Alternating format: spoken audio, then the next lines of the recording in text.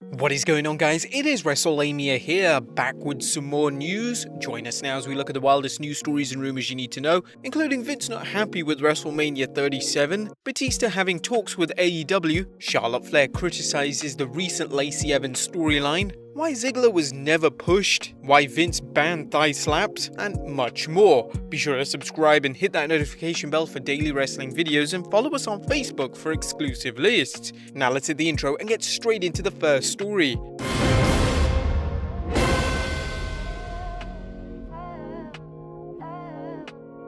Our first story looks at Vince not happy with Wrestlemania 37. And believe it or not, but Wrestlemania 37 is just 5 weeks away and Vince McMahon isn't happy with the current card. Right now, the WWE only has 2 official matches, Edge taking on Roman Reigns for the Universal Championship, well that is if Daniel Bryan doesn't win, and Bianca Belair challenging Sasha Banks for the SmackDown Women's Championship. But there are strong rumors of a Fiend vs Randy Orton gimmick match, Bad Bunny teaming with Damian Priest to battle The Miz and John Morrison, and Drew McIntyre battling Bobby Lashley for the WWE Championship.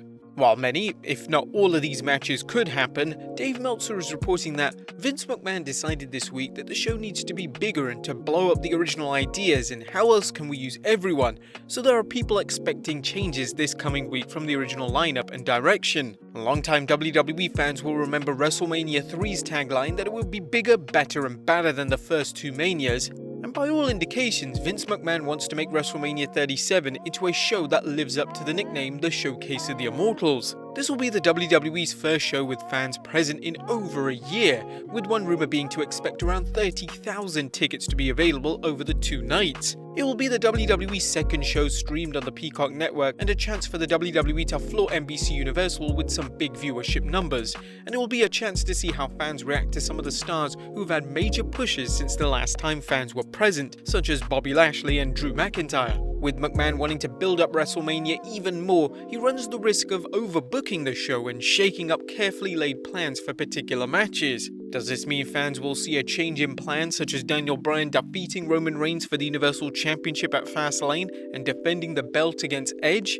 Well, probably not, but the WWE could bring in some big names for even bigger matches, one of which we'll look at next. Next up, MVP teases a dream match. One of the biggest matches being talked about right now is a possible showdown between current champion Bobby Lashley and Brock Lesnar. As you've undoubtedly heard on several occasions, Bobby Lashley has wanted to wrestle Brock Lesnar for years, and now in fact, this wish was one of the major reasons the Almighty returned to the WWE. Recently, the Hurt Business's MVP posted a Photoshop picture of Lashley and Lesnar staring each other down in the ring. The WWE has been planting seeds on social media, such as this photo, along with comments from WWE personalities and wrestlers about wanting to see Lashley vs Lesnar at this year's show of shows. If this match happens, and it could if Mr. McMahon is serious about wanting to shake up this year's Mania, what would this mean for Drew McIntyre? Would the match become a triple threat, or would Drew bow out? If he did bow out, who would McIntyre battle at WrestleMania, and what would it mean for his push? Next up, Charlotte Flair criticizes recent Lacey Evans storyline. Now, Charlotte Flair made her return to the WWE a few months back following a lengthy medical-related absence, but apparently she wasn't thrilled with the storyline written for her where her dad Ric Flair sided with Charlotte's in-ring rival Lacey Evans, not only as a mentor but apparently as a lover. The Queen appeared on Not Sam Wrestling podcast and commented, "It's definitely not where I thought my 2021 was going to be, but I've got a lot of positive feedback about Monday's promo segment. Where it goes, I don't know. Obviously there's going to be a different direction now because my stepmom can't wrestle me." Unfortunately, fans will likely never get a resolution to the storyline as Lacey Evans had to step out of the ring once she learned she was pregnant. There might have been a good finish to the storyline and one which would have changed the Queen's opinion, but she discussed how she felt frustrated that a character was portrayed as a clueless clod with no experience in cheating to win. "I thought him and Lacey worked well together. I understood it. I got it. I think my biggest struggle was, well, I'm the daughter of the dirtiest player in the game. Why can't I be the dirtiest player in the game? How or why would I fall for his antics if I've already been on camera with him and he was my manager? And that was tremendous. I grew up as a performer. It took me to the next level, but why am I not the dirtiest player in the game? I was throwing a fit like I don't understand. I can't fall for this. It doesn't make sense."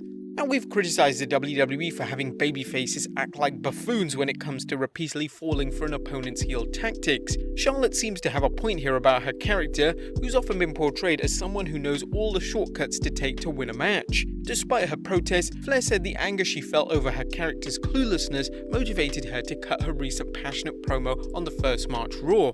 Charlotte seems determined to get herself back in the Women's Championship picture and win another gold belt, which is possibly going to happen at Wrestlemania again. Next up, why Ziggler was never pushed. A current SmackDown Tag Team Champion Dolph Ziggler is one of the WWE's most talented in-ring technicians, and while he's held a World Heavyweight Championship 2 times, many fans would consider him to be a mid-card act based on his habit of putting other talent over. There's no doubt that Ziggler can put on excellent matches and deliver on the microphone, so why has his career been so stifled in the WWE?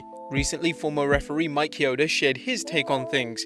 I believe he is getting somewhat pushed now, but there were so many years where that kid had so much good talent, and I've seen a lot of talent that had a lot of potential and just never made it. Just didn't get through the political standpoint of the company. They kept giving it to Dolph and taking it right back. It's hard. You may recall a story from a few months back that the late great Pat Patterson was a big proponent for pushing Dolph, and that rumor has it that Vince McMahon toyed with Ziggler's push in order to pull a rib on Patterson. Next up, Dave Bautista had talks with AEW. One of the biggest mysteries in wrestling right now is who's the mystery man who is scheduled to show up at tonight's AEW Revolution pay-per-view. AEW has been hyping the debut with promises that the star is already signed to the company and that he's a future Hall of Famer.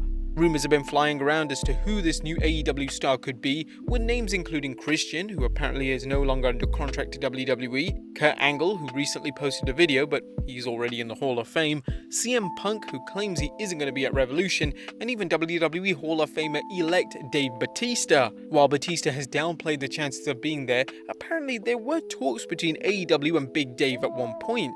According to a report from Dave Meltzer on the Wrestling Observer, I don't think that it's Dave Batista, but I do know they've discussed it. Batista seems like a wild card in the pool of potential wrestlers, particularly because he's a full-time Hollywood actor. Batista would have to work around his Hollywood shooting schedule and deal with contract clauses that might prevent him from wrestling while making a movie, similar to what John Cena is experiencing with Wrestlemania.